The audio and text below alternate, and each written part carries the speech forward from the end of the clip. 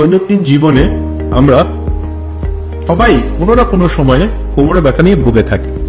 আর এখন তো আমাদের কম্পিউটার ল্যাপটপের যুগ, বা অফিসে কাজ, বসে থাকার দৌলতে অনেক রোগী আমাদের কাছে আসেন কোমরে ব্যথা নিয়ে।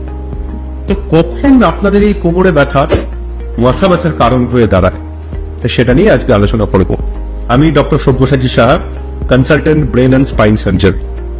এখন থেকে আমি বসছি প্রসাদজি মেডিকেল পয়েন্ট, যেটা টিটাগড়ে অবস্থিত।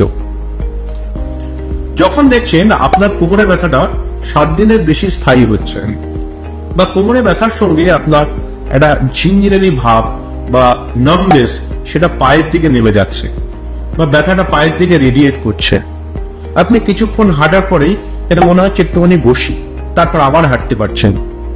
অথবা হঠাৎ করে দেখলেন আপনার পায়ের পাতাটা আর উঠছে না, বা বুড়ো আঙুলটা আর উঠছে না, বা কোমরে ব্যথার সঙ্গে আপনার প্রস্রাব বা পায়খানার সমস্যা হচ্ছে, মানে আপনি ধরে রাখতে পারছেন না। এই সমস্ত সমস্যাগুলো যদি কোমরে ব্যথার সঙ্গে থাকে, তাহলে কিন্তু আপনাকে কাছাকাছি একজন নিউরোলজিস্ট বা নিউরোসার্জনকে দেখাতে হবে। আশা করি বোঝাতে পেরেছি কোমরে ব্যথার সমস্যা কি হয়। ভালো থাকবেন, সুস্থ থাকবেন। নমস্কার।